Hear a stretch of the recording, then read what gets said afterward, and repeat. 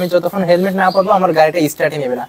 যেরকম এটা হচ্ছে মোটরসাইকেলের চাবি, এই মোটরসাইকেলের চাবিটা দিয়ে এই যে যখন আমি অন করলাম দেখছেন এখানে পাওয়ারটা কিন্তু অটোমেটিক অন হয়ে গেল এবং এখানে কিন্তু সমস্ত সার্কিট শর্ট হয়ে গেল।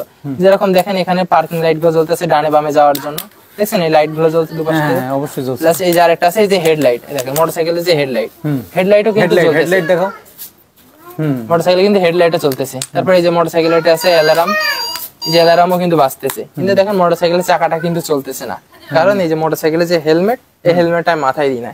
হেলমেটটা যখন আমি মাথায় দিব তখন আমার গাড়িটা চলবে। আর এটা হচ্ছে সেই গাড়ির সেলফ, এই দেখেন যে সেলফটা দিলে সাধারণত গাড়িটা চলা শুরু করে, কিন্তু আমি সেলফটা কিন্তু দিতেছি, গাড়িটা কিন্তু চলতেছে না, কারণ হেলমেটটা মাথায় দিয়া নেই।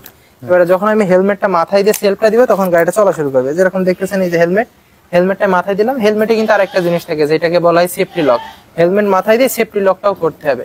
দেখেন সেফটি লকটা যখন আমি করা শুরু করছি,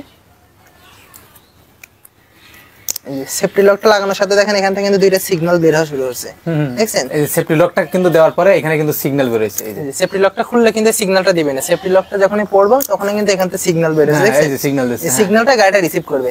এবারে যখন আমি সেলফটা দিব তখন গাড়িটা অটোমেটিক চলা শুরু হবে। যেরকম দেখতেছেন এই যে আমি সেলফটা দিলাম, যে গাড়িটা চাকাটা কিন্তু অটোমেটিক চলা শুরু হয়ে গেল।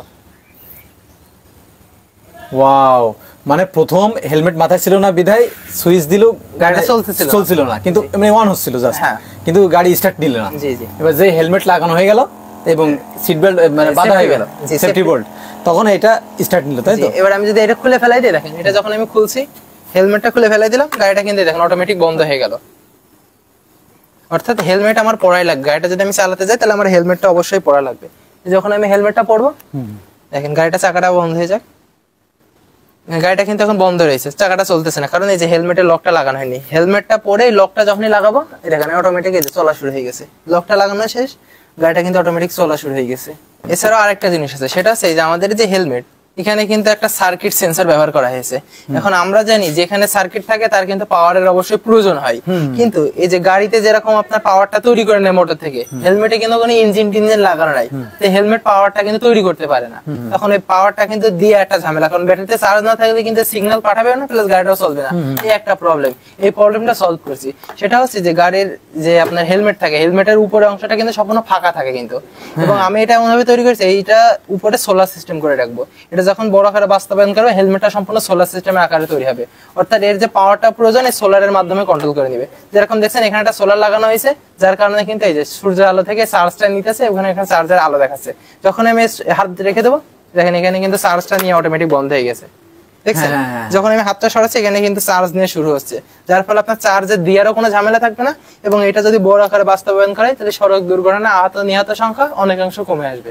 দুর্দান্ত। প্রিয় দর্শক, আসলে বাংলাদেশের ভিতরে আমার মনে হয় না এই 4 চাকার বাইক এবং 4 চাকার গাড়ি এবং 2 চাকার বাইক এত আধুনিক প্রযুক্তিতে কেউ আসলে আবিষ্কার করেছে কিনা।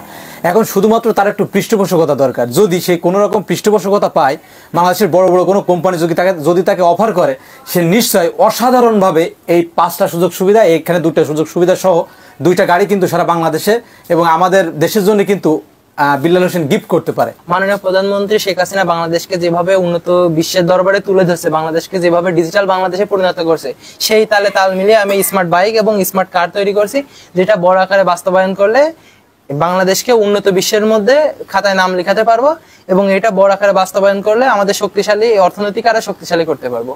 এবং আমি মাননীয় প্রধানমন্ত্রী বা সরকারের উচ্চপদস্থ কর্মকর্তাদের দৃষ্টি আকর্ষণ করছি যাতে এই প্রজেক্ট দুইটা বাস্তবায়ন করতে আমাকে আর্থিকভাবে সাপোর্ট করে তারা। আমি আর্থিকভাবে সাপোর্ট পেলে এই প্রজেক্টটা আমি বাস্তবায়ন করতে সফল হব। আমার ছেলে যে বিজ্ঞান মানুষ, আমি ছোটখাটো একটা মিস্ত্রি, আমি একটা ঘড়ির মিস্ত্রি, বললেন। আচ্ছা আচ্ছা। আর আমার সন্তান, আমি তো ছোট্ট ঘড়ি মেরামত করি, তো আমার সন্তান এসছে বড় কিছু করুক, এইটাই আমার গর্ব। আচ্ছা, আপনার কাছ থেকে মূলত এই বিদ্যাটা ওর মানে ছোটবেলা থেকে মেকানিকের উপরে? হ্যাঁ, তারপরেও আমি যতটুকু চেষ্টা করেছি হেল্প করার জন্য, ও আস্তে আস্তে সেইভাবে এগিয়েছে।